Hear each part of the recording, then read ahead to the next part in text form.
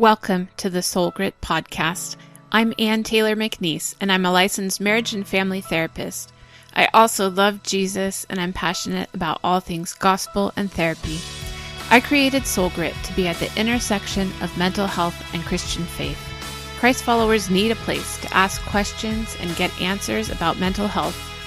Join me as we dive into real stories and real questions from people who want to honor God with their hearts, souls, and minds.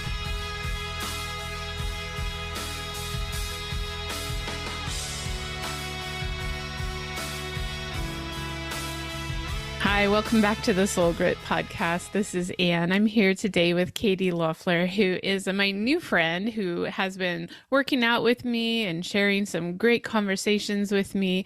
And what's really interesting for your benefit as a listener of the Soul Grit Podcast is that Katie is a well-experienced relationship coach.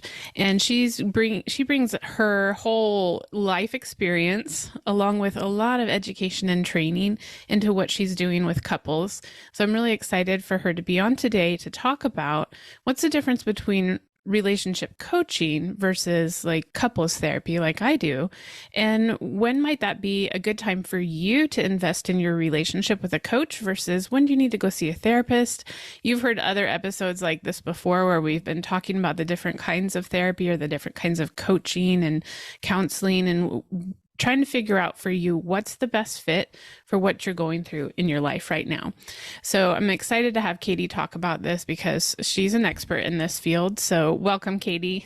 Thank you. I'm so excited to be here. So before we get going into the nitty gritty of relationship coaching, let's just talk about you for a minute. Katie, who are you? What's your background? I'm Katie, and my background is quite a mixture. So I come from a long line of families of divorce, generations of divorce, and dysfunction on my own, and then a long process of healing and restoration. And then I went into church ministry, and I started a care and counseling ministry, which we obviously cared for individuals coming into our care.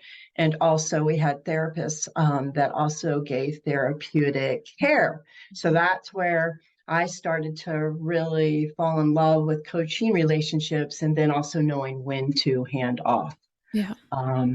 Individuals and couples. I feel like I could have had you come on either for like church care ministry or for relationship coaching. But since we already announced it, we're going to talk about relationship coaching today. Yeah, it's my favorite topic, to be honest. It really is.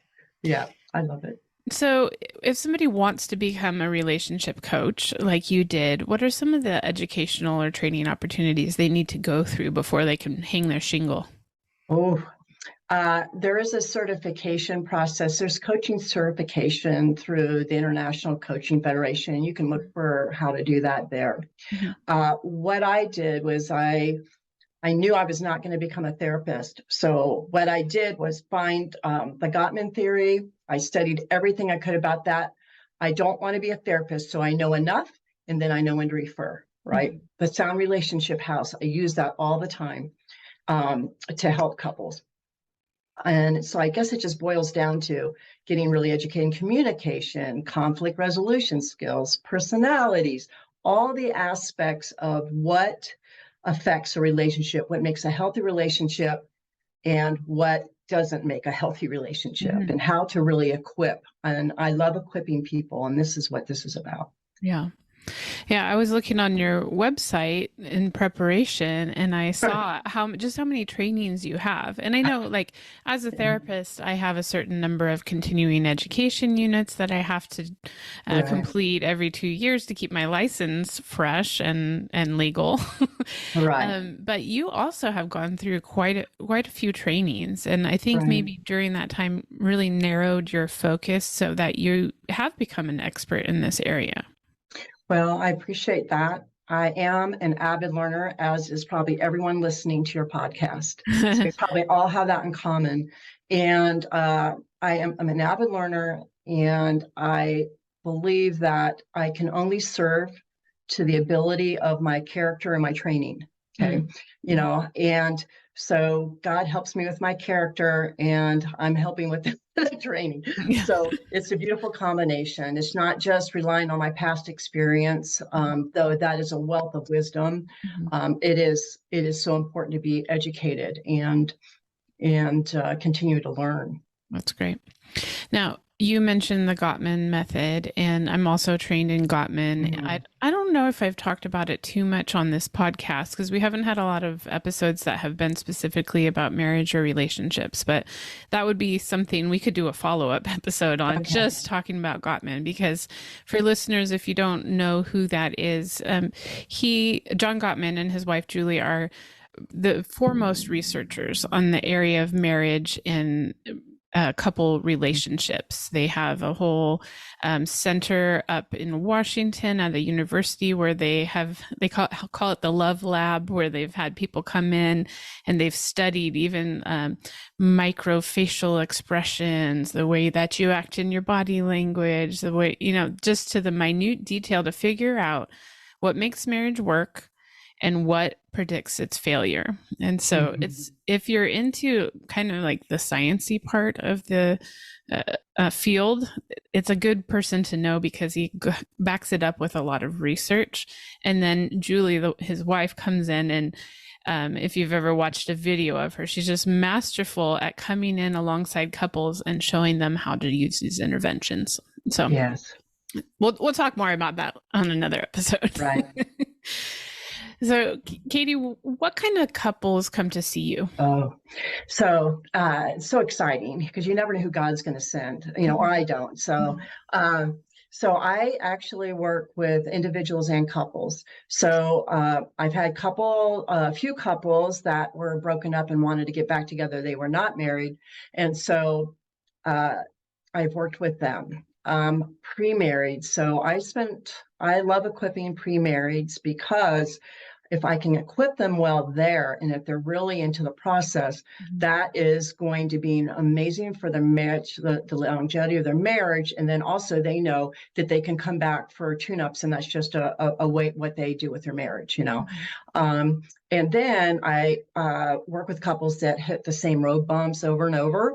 And typically these couples have never been equipped. Yeah. At the beginning, or have lost their way and their marriage has become transactional. And so I just take them back to center, and communication and conflict skills, if we're not sharpening those right, they just go by the wayside. It's not one and done. So yeah, so those are the typical. I have now not as many, and I know I have on my website, and I almost thought about changing this, but the couples that are having significant issues, and they may be receiving therapeutic intervention, and I'm just helping strengthen the tools they're being given. Yeah. And it's not really worded like that, but that's why I kind of want to reword that, because sometimes, as you guys know, you get them coming back and they haven't done anything, they've done nothing. So here you are again and again. So yeah. I also work really well with step families, remarriages, and people going through divorce. So great. Yeah. You mentioned that you really love to do the premarital work, and I would say I agree with that because they're like fresh, they're excited, in a good mood. I don't know what's ahead of them. No, I try to show them, but you got to experience it. Yeah. And they're so fresh. I know you're trained both in a couple of the top methods for premarital counseling would be the Prepare Enrich and also SYMBIS, or Saving Your Marriage Before It Starts. Do you have, just on a technical side, do you have a preference? Like, do you know when somebody comes in, they'd be a better fit for one or the other, or do you meld the two? I do meld the two. However, a lot of them do well with Prepare and Enrich. And so I tend to move that direction. However, I love SYMBIS.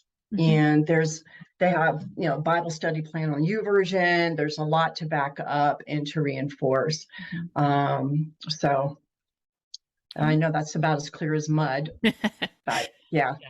But I love tools. When we were getting married almost 20 years ago, my husband and I went through Prepare and Enrich with our pastor, and now I'm certified in SYMBIS to use with premarital. So it's a little bit, I've have an appreciation for both of those. Me too. I think they're great tools, really good tools. So yeah, I really appreciate it because it helps for me, and I know for you too, it helps us be a lot more effective with what the strength areas and the growth areas so that we can just zero in. And maybe as a therapist, you are a lot faster at doing that than I am. You've been trained so much. For me, I like to kind of, oh, okay, that makes sense. And then I can obviously see it when I get to know them, but it just saves a lot of time. Yeah. And it also kind of eliminates some of the conversations that some people might find awkward. Like, yes, we are going to talk about your sexual expectations. Yes. And yes, we are going to talk about how your mom and dad handled division of labor. And we are going to talk about how much debt you have. And, some of these situations that get pretty sticky, especially if you're a blended family, as you mentioned, because you're both raising children that also have other parents. And so there's a lot of issues in there that when you just hand them an assessment and they're forced to reckon with that it just becomes a natural part of the conversation. It's not something weird that you have to bring up for them. You're so right about that. Yep. And then also when you see sex as their number one strength and nothing else, that you've got how to plan, which just happened to me recently. I was like, okay, well, we've got some great growth areas to work on. Like, this is awesome. We can do this. So if you want to, it's up to you, so. A lot of hard work there. Yeah. When would you say, like, if a couple contacted you and said, we want relationship coaching, when would you know that they weren't cut out for that they would be better served in therapy? That's such a great question. The first session I have with people is a complimentary session because this is where I want to ask questions and get a feel of a couple. And maybe it's the years I've been doing this. I don't know why. It's God, I'm sure, but I can usually tell that this isn't going to be something for me. So, for example, a couple came and she said, his severe depression, I mean, it's like teed up for me in a way. His severe depression, is really interfering. And I asked if he had been in therapy and does he have a therapist he's working with? And he said no. And so I said, okay, well, we need to take a time out. And, I would highly recommend you go see a therapist, blah, blah, blah. And, we're going to put relationship coaching on hold. Yeah. Because they can't it's hard, you're going to be coached and you're in therapy. We always just take a break and then re-engage, which they did. They came back and re-engaged with me. Yeah, because that is a lot to be working through your own stuff and then to also be working through stuff with your partner. That's very heavy, not only financially, but also emotionally. It's hard to do both of those at the same time. Yeah. And then I'll ask questions about trauma. It's big to me, only because, well, I know about it, but because I experienced this and in my own life and others around me, and especially in ministry where I was more like of a firefighter too, with people coming in their deepest, horriblest time of need. So I always have trauma somewhere in my brain that I'm thinking through. And so I had another couple where I didn't pick up on that. We're in the second session and I looked and I just asked her a couple of questions I said, let's talk about your family origin a little bit more. Well, come to find out, she went through horrible, which I don't have to go through all here. We all know what the horrible would be, but it may be, but she witnessed abandonment, abuse of every which kind, and she had never gotten therapy. So that's a timeout. I really want you, because I'm not going to act like I know everything. I don't. I'm not a therapist, right? I'm not a trained therapist in trauma. So again, referred out, and she's still in therapy. And that was, maybe 8 months ago, and she's growing and she's healing. Yeah. And she's not in a relationship anymore because she realized she just needed to heal. Yes. So that's why I love partnering with therapists.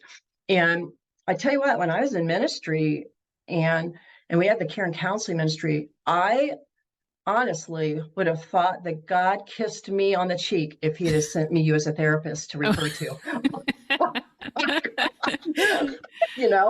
like people that, yeah, I would have just been so tickled, and because you want the best care for your clients, just do. Yeah. And as a person in ministry, you want to know when you're sending someone on to get care that they're getting treatment from somebody who understands Christian biblical principles and is going to honor their faith and values in that. Yep. Yes.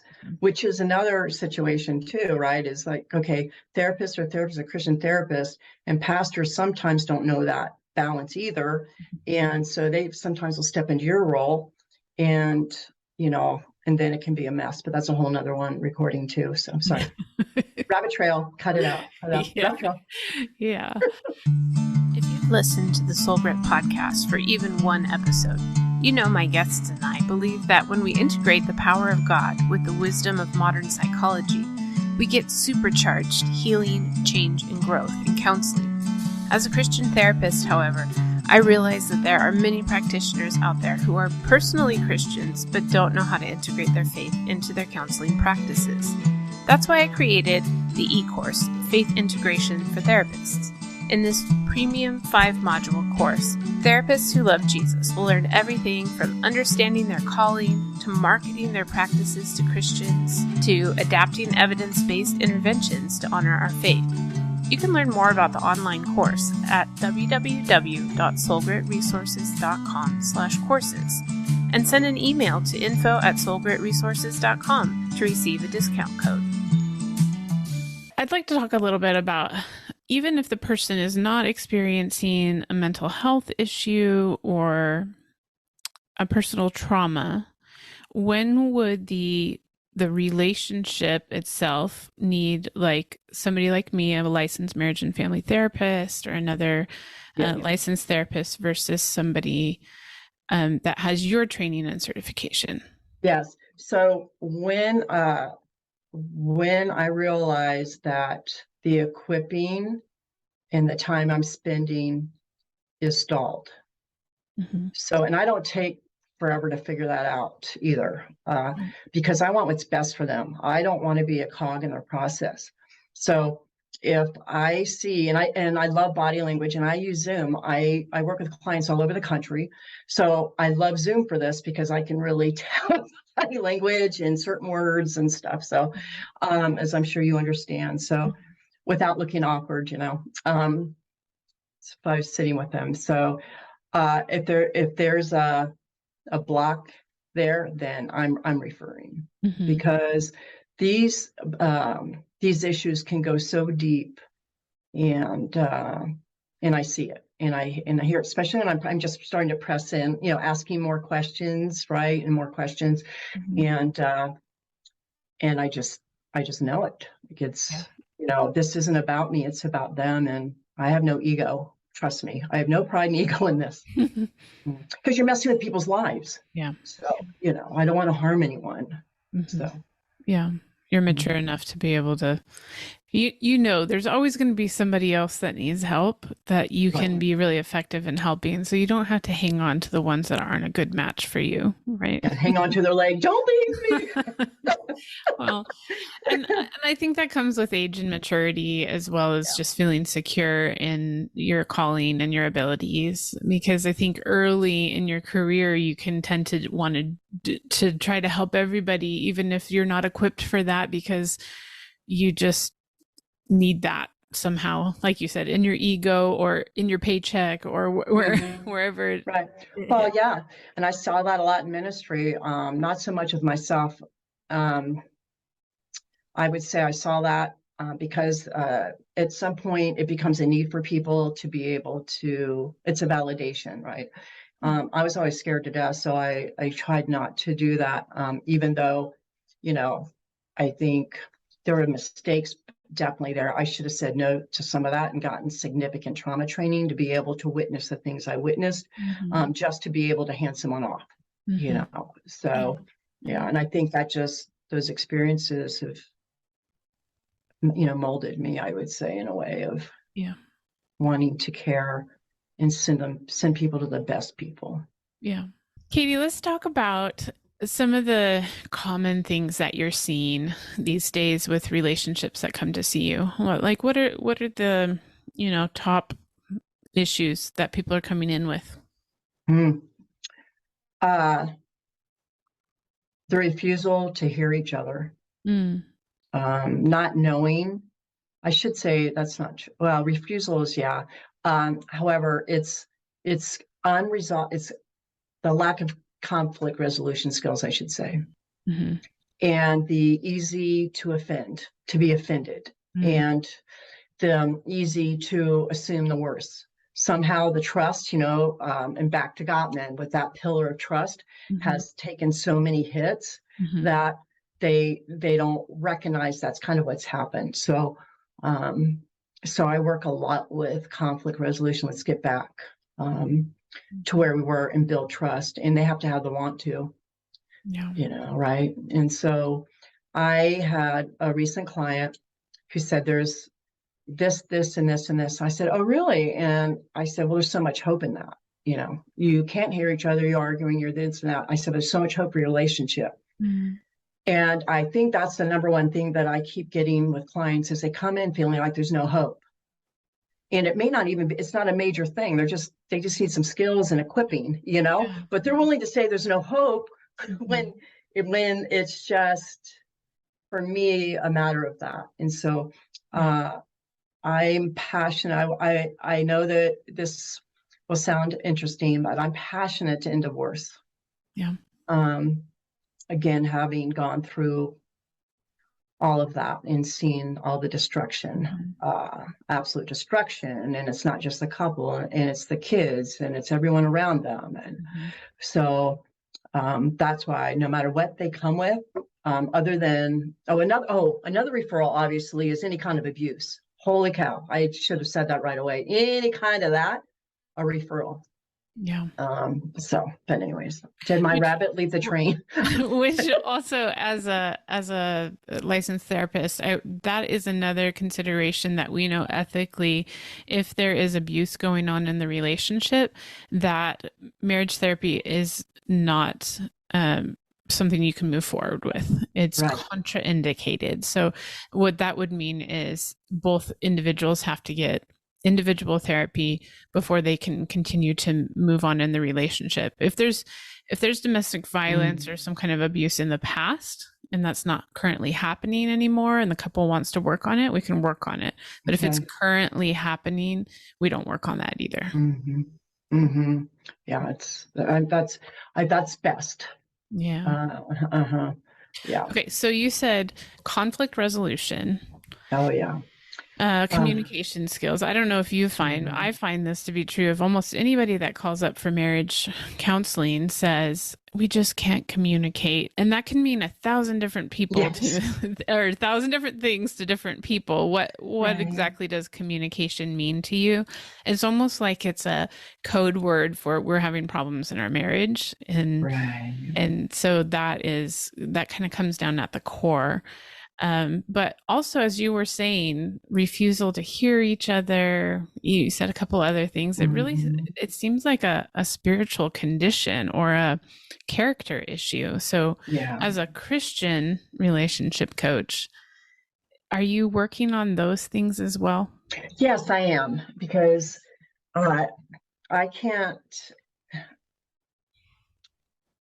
see it happening without growing in our relationship with God. And it's very hard because so much comes against a marriage, so much comes against. And we have a responsibility, back to educating ourselves, right? To give it our best. And yes, and I don't hit them over the head with, well, the Bible verse said you have to do this. No, actually, we can look here and we can see how to do these things, and I know that when I'm praying before sessions, I go over what love actually is, and Lord, to show me where this is broken in the chain or where they need to be educated, whatever it is. Where are we here? Because the sentence "God is love" is so extremely powerful. We are made in His image, extraordinarily, so powerful. Marriages to reflect the love of Jesus.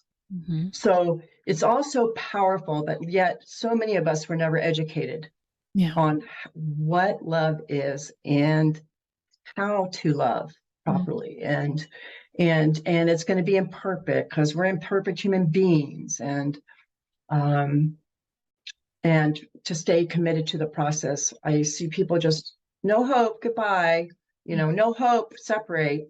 Mm-hmm. It's just, having gone through divorce a long time ago, I remember the therapist telling us flat out, there's no hope. And we took that advice. So that's why I it's a little part of, I'm not giving up on you. Are you giving up on yourselves? Don't give up on yourselves. I can't want this more than you do. And this is the way I see that you can have an amazing marriage. Yeah. So, yeah. Do you ever have your heart broken by a couple? Yes. Yes, because I am spiritually invested. My heart's invested. And I have had my heart broken by a couple. And then what I did was I just sat with the Lord and said, and this is what happened when friends tried to talk us out of divorcing all those years ago, and we broke their hearts because we didn't listen to them. We listened to a therapist. Yeah. And also, I think God's heart gets broken when we choose to walk a different way. I know. And where it really is hard is with children. I love kids so much, and I know the impact. And when I counsel and people are at odds, and I said, let me walk you through the days of my son's lives, what they went through. And let me tell you what they said. Is this worth it to you? Is it worth it to you to be so-called free? You won't be free. It's not a freedom. So let's go ahead and clarify that right now. Yeah. So, yeah. On the other hand, have you had some experiences where separation or divorce was the only answer? I have a hard time. I feel like that's above my pay grade. And maybe that's from being in pastoral ministry. Yeah. I'd have to say in pastoral ministry, the people that come to me for coaching don't get to that with me because I'm referring them out. Okay. I refuse to get in that deep water to say, oh yeah, you should or should not. Now, again, if there's abuse, right, I'm now sending them and I'm saying not okay. That's a different step. I went through that too. Long time ago, and you cannot, there's no way I can say live with somebody that's right. Emotionally and or physically abusing you. There's I can't align with that. So, but I still have that pastoral ministry thing, about me that says, you're not going to tell people they need to separate or divorce. This is above your pay grade. This is why there's people like Anne who can therapeutically come alongside, But as you pointed out, it's a fine line. You had a therapist tell you this isn't going to work. You should quit. And and so there's heartbreak either way.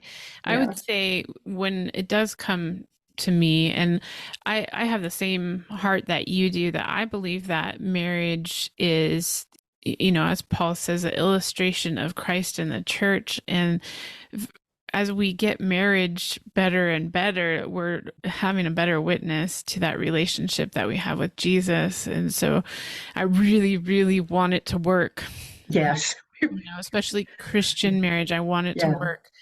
And so that's always going to be my heart. But then sometimes there are people that come into my office that have a situation, like you mentioned, there's abuse. Sometimes it's not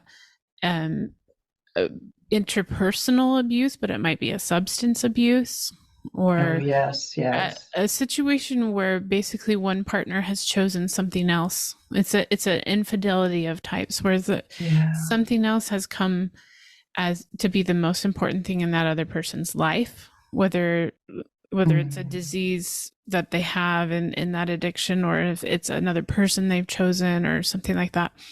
And there really there's nothing left for that other person to work on. The person who's not to blame, there's nothing for them to work on.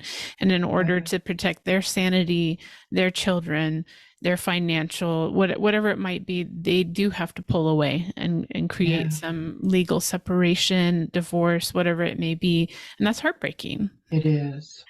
I've even had people where they're married to somebody with a personality disorder. Yes. And that is just not something that we, even really skilled therapists, don't have a high success rate of fixing, especially if the person doesn't know they have a personality disorder or is not willing to get that kind of help. There's not a high chance that the relationship is going to survive that. Right. And specifically when they have kids too, that just wreaks so horribly on the kids. So that's tough. That's a tough conversation as a therapist, isn't it? Yeah, it sure is. And sometimes I've had to say to people, it will be better for your children to have 50% of the time in your home where it's loving and healthy and stable, and 50% in chaos, than for 100% of it to be chaos. And right. So that's what happens sometimes. But I think as people who really have a heart for relationships and want to see them succeed and believe that there's a spiritual significance to it, that it really is heartbreaking. Oh, it is. It really is. And like when you were talking about addiction, porn addiction has been such a terrible, we all know it's such an uptick, right, in over the last couple of decades, and it has the potential and has demolished families. And that is, it's an addiction, so it's resistant, right? If someone is resistant and that's their go-to, it's very difficult for either spouse to take. Yep. There's a lot of things that wreak so much havoc that we don't have the skill to fix them. I mean, I totally believe that the Lord can do a miracle in those relationships, and we see evidence, we see testimonies of that, but that's not always how he chooses to work. And so for us as helpers, we come alongside, and one of our ethical guidelines, at least for me as a therapist, and I'm sure it's true for you as a coach, is that I don't get to decide where my clients are going to go. I just going to help them through whatever decisions they already made or they will continue to make. I'm going to support them through that and make the best of whatever mess they made. I know. Yeah. And I think it helped when I had to let go of my kids as they're adults, open-handed, and always be open-handed, and then share custody, open-handed, here God, here they are. And I do fall in love with the individuals and couples that God sends me. And so I'm just like, Lord, they're yours though. They're not mine. Just please, Lord. And, I don't like the outcome, because then I hear later, just different things. You just kind of go, but Lord, you're in charge of them. You sent them for the time period. I'm not responsible for the outcome. And I think that's just was so instilled in me for years. The outcome is none of my business. Yep. So, yeah. So one thing I would recommend, if you're somebody that's looking for a coach or a therapist for your relationship, maybe interview a couple, a couple different ones, because as Katie mentioned, she had a therapist that told her there was no hope and she needed to end her marriage. And there may be somebody out there that, like Katie is now, that says, I can give you these skills and there's hope and you're going to make it, you're going to make it as far as you can, Right. And so a lot of times people will come to me and there will be one person who's more invested in the work that has to be done to fix the relationship. And so that's probably the person that's going to be looking for therapists, interviewing, finding somebody to help them. And then the other person may have this attitude of, well, I'll give it a shot, but I just need to be able to tell my kids that I gave it a shot, and even therapy couldn't fix us. And so then that person may not be willing to try this coach and this counselor and this, and so do you have any advice for that, for when one person is more invested than the other? I have to say, you're responsible for you. I'm responsible for me. Your husband or wife, girlfriend, boyfriend, everybody's responsible for ourselves. And I know it's lonely. I know it's lonely to want to work on things. However, I believe that, and it is my goal, and I know this when people come in, I treat both equally, and I will work hard to get to know and build trust with the resistant partner, to build relationship and do my part as a coach. And I think that's been very beneficial. Because I have been able to overcome. Now that's not me, that's God, but just overcome and have that and build the trust there. Because typically the other partner or whoever that, the spouse has preconceived ideas, and they're scared that they're going to be made out to be the bad person. Right. And so, and that's why that for me as a coach, always offering that upfront complimentary, no harm, no foul. But the individual that really wants to grow, keep growing, keep pursuing, be an avid learner, keep your appointments. You never know that's going to go for your relationship, but that's not really what, we're focused on. We're focused on ourselves here. So work on you, grow, just flourish. Yeah. Good. What would you say? Yeah, I would agree with you that you only get control over yourself. And what you said is good. I have had people that, like, one spouse or the other will come and meet with me first to kind of check me out before they bring their spouse in to see if I'm going to be okay, and that's fine if they want to do it. What I don't want to create is a sense of bias, like that I've already met with this other person, so now I have the full story and I'm going to have a different perspective, But what I have found is, if I can really look for ways to relate to the man, I already have, because I'm a woman, I already have a sense of connection with the person that's coming in as the wife. If I work a little bit harder at the man part, like understanding how he's communicating and what things he thinks are just silly and what, like I create a connection there. Because the connection with the woman is just going to come naturally for me, for the most part. Right. Sometimes it goes the opposite way, and I have to work harder with the woman.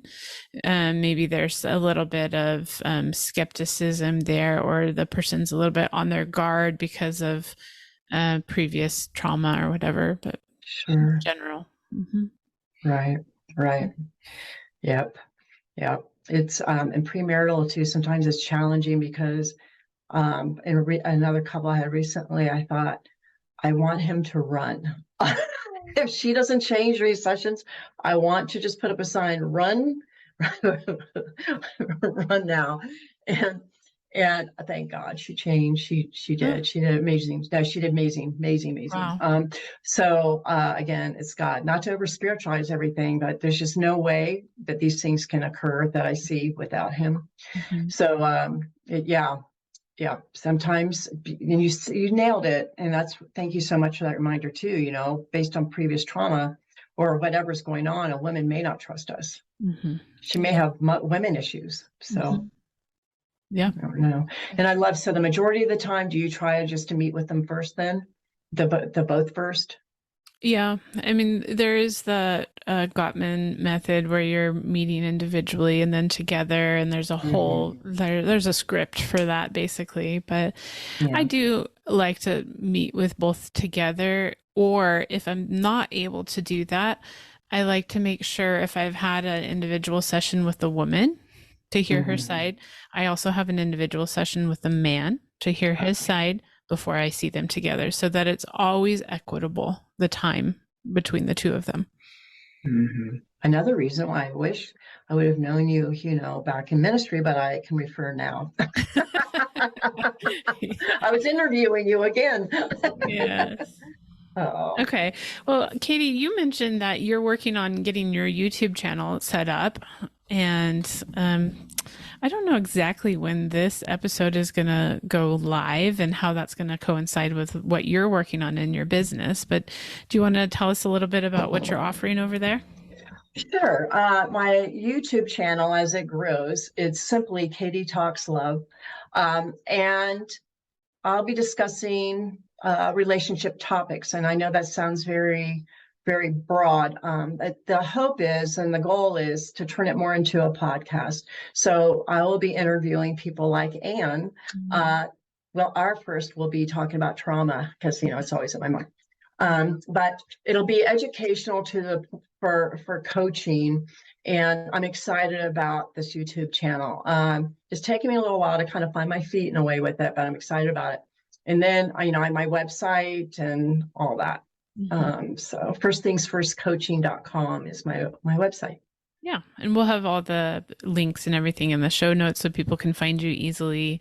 That's nice of you. Yeah. And then we will, try to provide some really good content. You had approached me about talking about if you don't get your trauma healed. Yes. or at least looked at, addressed, what havoc does that wreak in your relationship? And so we'll be doing a little mini series on that together. So as soon as that is available, I'll make sure to announce it on social media. And you guys are going to want to bookmark Katie's website as well, so you'll know when they're coming out. Yep. And as an aside too, a part of this with the YouTube is that I do want to team up with experts because I'm not the know-it-all expert. So, and I want people to have great value, not just me talking, so I appreciate that. And that would be great.